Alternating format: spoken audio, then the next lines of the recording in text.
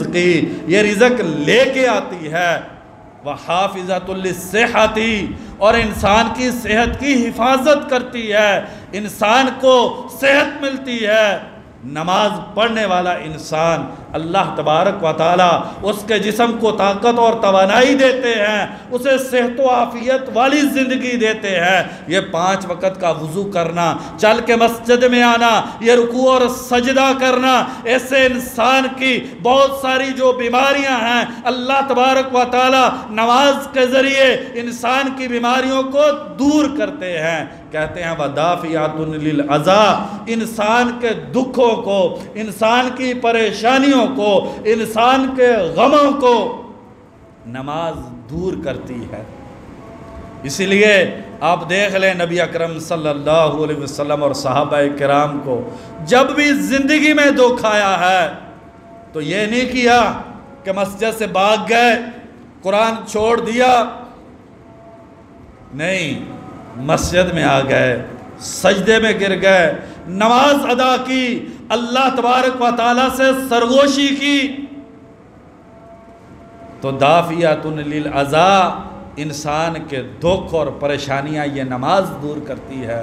کبھی صحیح معنی میں ہم نماز پڑھیں، نماز کے جو عظیم دعائیں ہیں، نماز کے کلمات کا ہم معنی سیکھیں، اور پھر ہم نماز پڑھیں تو ہمیں اندازہ ہوگا دکھ کیسے نماز توڑتی ہے۔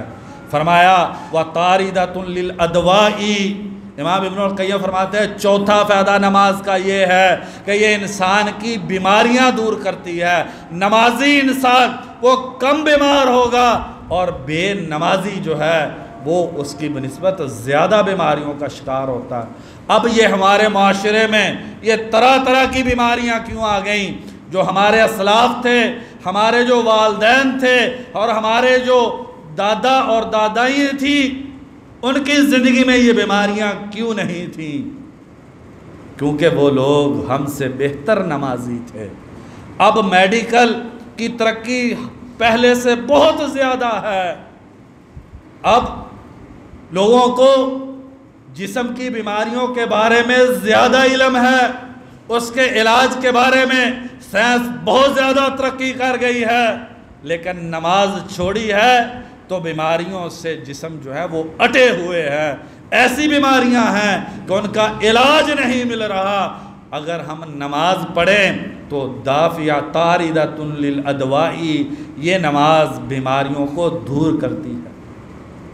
5واں فائدہ مقویۃ للقلب، دل کو مضبوط کرتی ہے، دل کو طاقت عطا کرتی ہے، عزم و حوصلہ عطا کرتی ہے، انسان کے عزم کو مضبوط کرتی ہے۔ انسان کا جو دل ہے نماز سے اس کو توانائی ملتی ہے۔ بے نمازی بزدل ہوتا ہے، بے نمازی تھوڑی سی پریشانی پہ بلبلا اٹھتا ہے، لیکن حقیقی معنی میں نماز پڑھنے والا اس کا دل بڑا مضبوط ہوتا ہے، وہ پہاڑوں سے ٹکرا جاتا ہے۔ اور دیکھ لیجئے یہ صحابہ کرام اسی نماز کی وجہ سے بڑے سے بڑے جو بادشاہ ہوتے تھے ان کے دربار میں ان کے پاؤں میں لغزش نہیں آتی تھی۔ اور ہمارے دل کی کیا کیفیت ہے؟ چھوٹی سی بیماری، چھوٹی سی دھمکی، چھوٹا سا غم اور خوف جو ہے وہ ہماری زندگی کو تج کر کے رکھ دیتا ہے۔ صحابہ کے دل دیکھیے پہاڑوں سے زیادہ مضبوط ہے، کیونکہ پیچھے نماز ہے۔ وقت کم ہو رہا ہے۔ 6واں فائدہ امام ابن القیم رحمہ اللہ فرماتے ہیں مبیضۃ للوجہ، انسان کے چہرے کو تازگی ملتی ہے، رونق ملتی ہے۔ یہ وضو کے پاکیزہ پانی سے جو انسان اپنے وجود کو دھوتا ہے، اپنے چہرے کو دھوتا ہے، آنکھوں کو دھوتا ہے، آنکھوں میں روشنائی بڑھتی ہے، چہرے کو تازگی ملتی ہے، دماغ کو تازگی ملتی ہے۔ انسان کے جو اعضاء ہیں ان کو اللہ تبارک و تعالیٰ ان پانی کے قطرات کی وجہ سے اللہ تبارک و تعالیٰ انہیں صحت و عافیت عطا کرتے ہیں۔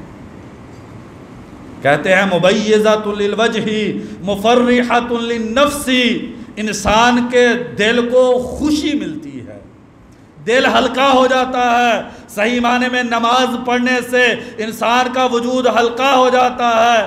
بھائیو یہ چوکو چراہوں میں کھڑے ہونے سے، پیسے بہت زیادہ کما لینے سے، انسان کی اولاد کے بہت زیادہ دنیاوی طور پہ پڑ جانے سے، انسان کے پاس مال و متاع کوٹھی گاڑی کے بہت عظیم ہونے سے انسان کا نفس ہلکا نہیں ہوتا، بلکہ بوجھ بنتی ہیں یہ چیزیں۔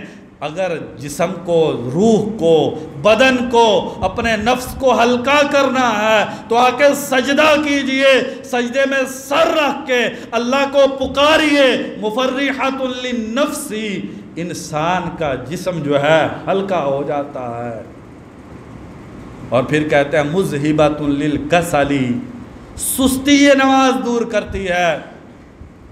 ہمارے والدین کتنے چست تھے، آج کل گھروں میں دیکھ لے عورتوں کی کیفیت، اور مردوں کو جوانی میں دیکھ لیجئے، ایسے جیسے 60 سال کے بوڑھے ہیں۔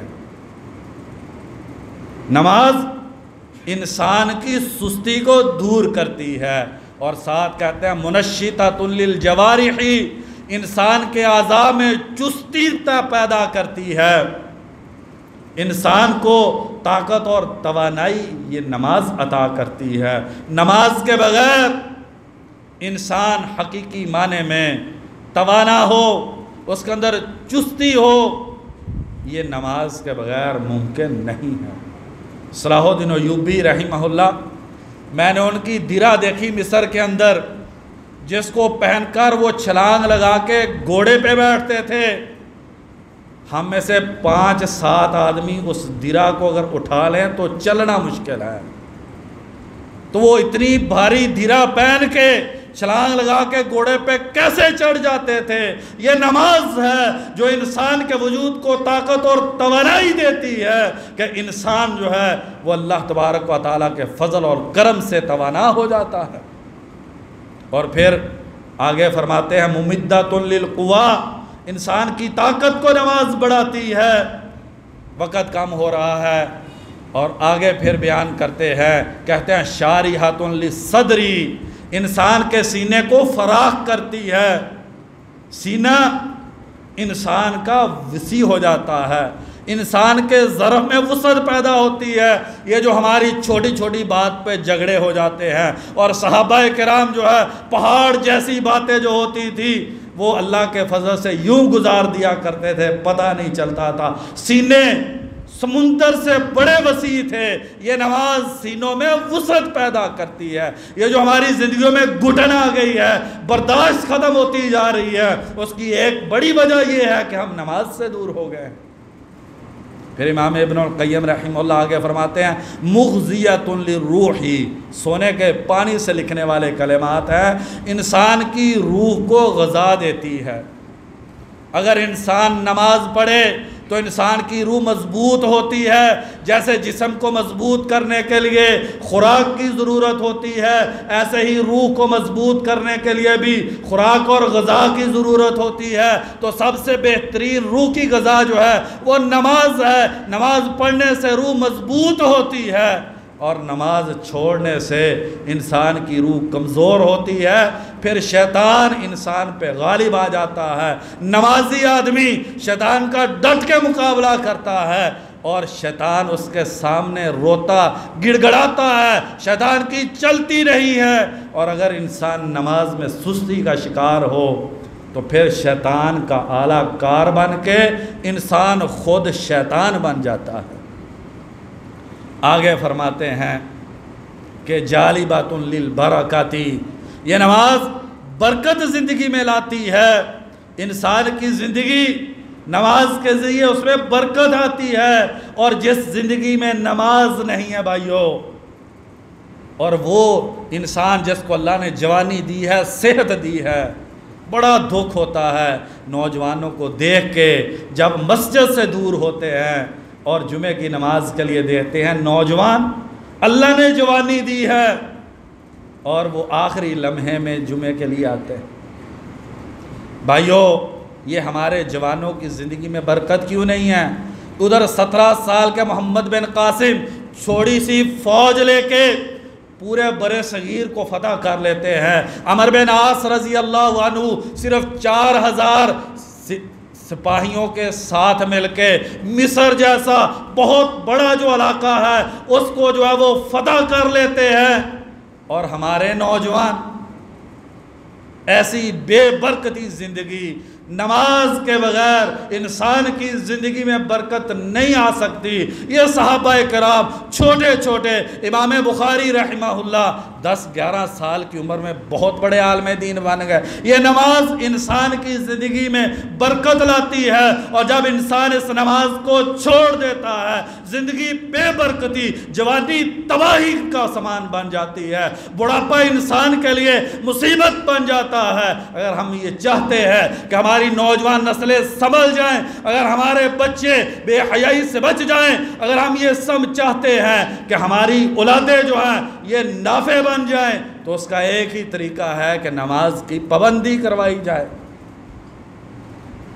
امام ابن القیم رحمہ اللہ مزید فرماتے ہیں، کہتے ہیں کیا خوبصورت لفظ ہیں، مبعدۃ من الشیطان، نماز انسان کو شیطان سے دور کر دیتی ہے۔ شیطان جو ہے وہ نمازی پہ حملہ آور نہیں ہوتا، بلکہ امام ابن القیم رحمہ اللہ دوسری جگہ پر لکھتے ہیں جو انسان نمازی ہے، ذکر کرنے والا ہے، اگر شیطان اس کے قریب آ کے اس کو چھونے کی کوشش کرے، جب انسان نمازی ہو، اللہ کا ذکر کرنے والا ہو، شیطان جب اس مومن کے جسم کو ہاتھ لگاتا ہے تو اسے ایسے بجلی کا کرنٹ پڑتا ہے، کہتے ہیں کہ جیسے انسان کو شیطان کے چمٹنے سے تکلیف ہوتی ہے، ایسے ہی نمازی اور اللہ کا ذکر کرنے والے مومن کو جب شیطان چھوتا ہے تو اس کو بھی اسی طریقے سے تکلیف ہوتی ہے جیسے کسی انسان کے اندر جن کے داخل ہونے سے تکلیف ہوتی ہے۔ مبعدۃ من الشیطان، نماز شیطان سے دور کرتی ہے۔ مقربۃ من الرحمن، انسان کو اللہ کے قریب کر دیتی ہے۔ نبی اکرم صلی اللہ علیہ وسلم نے فرمایا، اقرب ما یکون العبد، سب سے اللہ کے قریب بندہ تب ہوتا ہے جب انسان سجدے میں گرا ہوا ہوتا ہے، پیسوں کی گدیوں کے اوپر کھڑا انسان، اونچی ڈگریاں لینے والا انسان، معاشرے کے اندر بہت بڑا چودھری، یہ اللہ کی قسم اللہ کے قریب نہیں ہوتا۔ جب انسان سجدے میں گرا ہوا ہوتا ہے تب انسان جو ہے وہ سب سے زیادہ اللہ کے قریب ہوتا ہے۔ وقت جو ہے وہ تھوڑا ہو رہا ہے، اللہ تبارک و تعالیٰ سے دعا ہے اللہ تبارک و تعالیٰ ہمیں اس نماز کی پابندی کرنے کی توفیق عطا فرما دے۔ وما توفیقی الا باللہ۔